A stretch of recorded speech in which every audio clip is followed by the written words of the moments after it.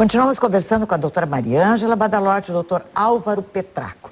Eles que participam agora, junto com os maiores nomes desta área de ginecologia, obstetrícia, neste congresso, o simpósio que acontece em Gramado entre os dias 9 e 11 de julho. Os maiores nomes do mundo, da área, da pesquisa desta área. E dos residentes, inclusive, que vão se encontrar. A Leila, de Santa Maria, está na linha para fazer uma pergunta. Alô, Leila. Oi, Tânia, tudo bom? Tudo bem? Tudo bem. Tânia, minha pergunta é a seguinte, o que os doutores têm a dizer, o que se preconiza hoje em relação à reposição hormonal? Sim. Tá bem? Um beijo, muito obrigada, Muito Leila. Obrigada. Ótimo, íamos falar de climatério, temos aqui tantas perguntas, infertilidade, concepção. Vamos então à reposição hormonal, que é polêmica, né, doutora? É polêmica, mas acho que hoje o norte está bem traçado. O que se pensa hoje? Que as mulheres que têm sintomas de deficiência hormonal têm que fazer reposição hormonal ou terapia hormonal. Então, hoje isso está muito claro. A questão do medo, do risco, na verdade, não tem nenhum tipo de medicamento que se tome sem que tenha algum tipo de efeito colateral, nem aspirina. Mas todos os remédios têm uma gama de efeitos positivos. Então, o que a gente tem que fazer um balanço é aonde o ganho está maior, no benefício ou no provável risco. Então, se a mulher é assintomática, os sintomas do climatério interferem drasticamente com a qualidade de vida. E que eu acho que é uma preocupação que a gente tem que ter, sim. Inclusive sintomas sérios, como a depressão, por exemplo. Com certeza. E situações que impedem um bom desempenho profissional, um bom relacionamento social. Então, tem sintomas de deficiência hormonal, essa deficiência tem que ser reposta, tem que ser tratada com hormônio. Sim. Como? De uma forma bem particularizada para cada mulher, com dose adequada, que a tendência é que se use uma dose cada vez mais baixa, o suficiente para que trate os sintomas. Tem alguns riscos? Tem, que devem ser discutidos individualmente, mas esses riscos são tão conhecidos que no momento de se estabelecer essa terapia, isso já é discutido e é muito bem acompanhado e avaliado ao longo do tempo. Porque então, aí é sintonizado, como o rádio e a TV, a gente sintoniza também assim, os hormônios devem ser no organismo de uma mulher. Com certeza. Não tem duas mulheres iguais, tem? Não. Todas as mulheres chegam a uma determinada fase da vida em que o ovário perde a função, e isso é a menopausa, e os níveis hormonais caem drasticamente. Apesar de todas, depois dessa fase, terem os mesmos patamares hormonais baixos, as manifestações são completamente diferentes de uma da outra, dentro de um mesmo ambiente biológico. Exatamente igual, as manifestações são diferentes. E isso tem que ser levado em consideração. Então, tem sintomas, tem que tratar. Certamente. Leila de Porto Alegre quer saber sobre os cuidados no início da gravidez. O que é mito, o que é verdade? Por exemplo, a Ângela fala até sobre pintar o cabelo. O senhor está só passando. Tá bem, doutor Petraco. Tânia, tem coisas que são bem conhecidas. É Leila, né? Leila, eu acho. Leila. Eu vou colocar a minha posição, mas já vou deixar bem claro que eu sou conservadora. Sim. Eu acho que a gravidez tem o seu período inicial, que é até 3 meses, onde está havendo a formação do bebê. E tem uma série de coisas que a gente não tem elementos científicos para atestar se são nocivas ou se não são. O nosso grande temor sempre qual é? Malformação fetal. Então, é em cima dessa premissa que eu faço o meu raciocínio. Então, tem uma série de substâncias que a gente tem certeza absoluta que não tem interferência nenhuma. Essas são liberadas. Tem um grupo de coisas que se sabe que certamente provocam dano. Esses não são liberados. Toda a grande maioria está nesse meio. Então, eu acho que o que a gente tem que avaliar de uma forma cheia de bom senso, o que realmente é importante para a mãe, a ponto da gente usar sem ter certeza se isso vai provocar alguma alteração ou não no feto. Então, pintura de cabelo, por exemplo. Os tonalizantes que não têm amônia, a gente sabe que podem ser usados e que não tem risco. A rena, a gente sabe que não é recomendada. As tinturas com amônia, não existe nenhum estudo que me diga quanto absorve, será que isso chega lá no nenê, será que passa, e passando isso, que risco tem? Mas não tem, eu acho que se a gente tem alternativa... do suco de uva, tem que... né, do suco de uva ou alguma... De mamão, alguns dizem que poderá ser abortivo, mas a fruta continua sendo bem-vinda. Né? Então, quando eu digo que eu sou conservadora nessas coisas de tinta de cabelo, eu prefiro que tinta não seja usada e que seja usada o que é liberado. Agora, cuidados que são importantes, em geral, é que a grávida comece a fazer seu pré-natal logo, né, que procure atendimento logo, que faça todos os exames que devem ser feitos, que cuide para não comer carne crua.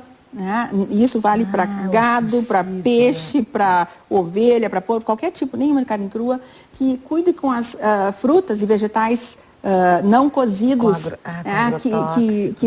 que só coma cru no lugar que conhece bem a higiene, porque também o risco de transmissão das doenças virais, né? Que se não prefira os legumes cozidos, que cuide com o sol, porque vai ter uma tendência muito maior a fazer queimadura pela ativação do hormônio da melanina.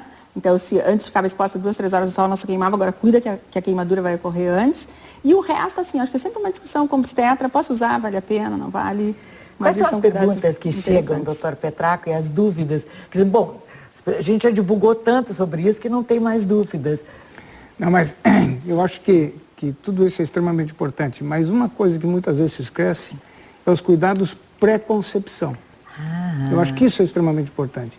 É ver se as vacinas estão em dia, vacina da rubéola, usar ácido fólico, quem pretende engravidar, vitamina, o ácido fólico é um derivado da vitamina D, que é extremamente importante como suporte nutricional na formação do sistema nervoso do bebê. Então, esses dados também são importantes que muitas vezes se esquece. Pois é. Pintar o cabelo, por exemplo, né, que a moça perguntou, parece algo tão banal. Mas... Claro, mas isso é extremamente importante. Eu acho que a Mariana colocou com muita propriedade, é avaliar numa balança muito bem colocado o risco e o benefício de cada medicamento, de cada ação que a gente vai fazer durante o início da gravidez. A Ana Maria está na linha. Alô, Ana Maria. Alô, boa noite. Tudo bom? Tudo para ti. Bem, obrigada. Faça a sua pergunta, por favor. Eu tenho 54 anos e eu tive um problema, então, de intestino. Na hora ali da cirurgia foi retirado útero, trompa e ovário. Então eu tenho um problema dos calorões à noite, eu não consigo dormir. Só que o médico me disse que eu não posso usar hormônios, porque na minha família teve muitos problemas de câncer. Eu gostaria de ver o que eu poderia fazer. Vamos saber, Ana Maria. Um beijo. Um beijo, muito obrigada. Bem, o médico dela disse que ela não pode usar, porque provavelmente tem um risco, e nessa balança, né, o risco é maior do que o benefício. Mas existem medicamentos não hormonais que ela pode utilizar. São substâncias que agem no sistema nervoso central, estabilizando o centro termorregulador. Porque esses calorões, na verdade, é uma descompensação do centro que regula a temperatura do corpo, né? Que o hormônio estabiliza isso. Se não é porque ela não tem mais o útero nem o ovário que... É a falta de hormônio, mas existem medicamentos que não são hormônios, que podem estabilizar esse centro regulador da temperatura. Porque mesmo depois de passar a menopausa, ainda podem acontecer estes... Pode acontecer, sem dúvida nenhuma. Estes calorões e outros... Claro que sim. Outros 10% das mulheres vão sentir calorões sempre. A vida inteira, mesmo no inverno. Tem algumas se queixam, eu achei muito interessante, parecia que tinha assim, umas ombreiras elétricas que iam aquecendo. E é bem isso, exatamente, né, o começo do... Sobre a infertilidade, não precisa mais sofrer pela infertilidade, tanto masculina como feminina, sim ou não? Eu acho que hoje é muito difícil não se ter alternativa, não se ter proposta de terapêutica, ou seja, não se chegar lá. Né? Foi uma outra área que teve um avanço estrondoso nesses últimos anos e que propicia com que a gente tenha o que ofertar para qualquer causa de infertilidade feminina ou masculina. Os americanos definiam esterilidade como a incapacidade definitiva de ter filhos. Isso mudou completamente. Porque hoje uma mulher que não tem útero, tem ovários, pode utilizar um útero de substituição. Então mudou completamente o futuro reprodutivo das mulheres. Tá? E isso é extremamente importante, é praticamente impossível hoje a gente pensar em não constituir sua própria. Não constituir. O João pergunta se uma mulher pode estar menstruada e grávida. Pode. Pode, João? Pode. Às vezes acontece sangramentos, exatamente no período, que seria o período menstrual, no início da gestação. Mas isso não, a gestação não corre um risco neste momento? A gente teria que diferenciar se isso é uma ameaça de abortamento, Sim. mas tem mulheres que o endométrio descama numa porção que até não interfere na gravidez e que podem fazer alguns sangramentos no início da gravidez sem que isso esteja colocando a gravidez em risco. Fora isso, sempre que sangra durante a gravidez, a gente tem que considerar como uma ameaça de abortamento e isso tem que ser muito bem avaliado. Tá? Então, as medidas todas têm que ser tomadas, mas pode acontecer sim sangramento. E pode acontecer assim, de uma pessoa estar grávida de gêmeos e abortar um? Pode. Pode. E às vezes, quando isso acontece em estágio, pode acontecer em estágio bastante precoce, a gente vê isso na reprodução assistida, que 35% das mulheres que engravidam de mais de um bebê acaba tendo redução espontânea de um deles até o 3º mês de gravidez. Isso não se sabia até muito pouco tempo atrás. Pois é. Isso é um achado que se aprendeu com a fertilização assistida, com a reprodução assistida. Doutor, sobre a anticoncepção, não há nada mais tão novo assim, algumas pessoas dizem. Não, tem muita coisa nova. A indústria vem se preocupando em diminuir a dose e melhorar os hormônios da anticoncepção. Né? Além de anticoncepção não hormonal, anticoncepção hormonal por via transdérmica, por via vaginal, quer dizer, existem grandes avanços na anticoncepção. E, especialmente, hormônios mais modernos que fazem parte hoje dos contraceptivos.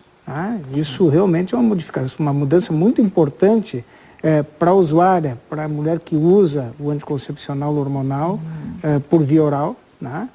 Hoje com indicações, com benefícios não contraceptivos, né? Isso é extremamente importante. Duas perguntas, que interessante uma pergunta que a Jussara manda, doutores. Quanto tempo dura a menopausa? Porque eu acho que ela quer saber assim, quanto tempo dura esses calorões, tem uma hora que passa? Aquilo que a gente estava começando a dizer antes, né? 75% das mulheres têm sintomas durante 2 ou 3 anos, mais ou menos, né? Umas outras... Essa pré-menopausa, então, doutora, já perguntando, o que é a pré-menopausa? Então, já ampliando a pergunta. Tá, então assim, menopausa é a data da última menstruação. Sim. Isso é menopausa. A gente só sabe disso um ano depois, porque tem que passar 1 ano sem menstruar, a gente dizer que foi menopausa. Que costuma... Algumas vezes volta a menstruação? Fica 6, 7 meses sem menstruar. Sim. Menstrua de novo 1 ou 2 vezes, pode fica mais 6, 7 aí? meses. Pode. A chance é extremamente pequena, mas não se pode descuidar da anticoncepção nessa fase da vida. Até porque as pessoas dizem, agora não vou engravidar mais, e às vezes são esses filhos dessa fase madura. É fácil, é comum? Não é. Mas não pode não ter cuidado com a anticoncepção. Sim. O que costuma acontecer antes disso? Os sintomas mais comuns são as irregularidades menstruais. Né? E o mais comum é a menstruação, que vinha regular, daqui a pouco começa a vir antes. Então, o ciclo encurta. Eu menstruava a cada 30 dias, agora menstrua a cada 20, 22, e daqui a pouco ele alonga. Então, vai menstruar a cada 30, 60, 90 dias. Às vezes, como demora mais para sangrar, o sangramento vem aumentado e até que para de menstruar. E, às vezes, já nesse período, já podem começar os calorões, as alterações do sono, as alterações de humor, que então já compõem as alterações mais importantes da pré-menopausa. Mas não precisa sofrer por isso. Não deve. Não deve, né? Tem que procurar o ginecologista. Senão aí fica uma mulher queixosa, o assunto sempre é o mesmo, a menopausa. Então aí vamos resolver isso. Tem tranquilamente como manejar todos esses sintomas. Bom, um livro vai ser lançado e outros assuntos relativos a este grande encontro que acontece de 9 a 11 em Gramado, com os maiores nomes da ginecologia, obstetrícia, mastologia mundial, assuntos que nós vamos tratar no próximo bloco. 1 minuto só.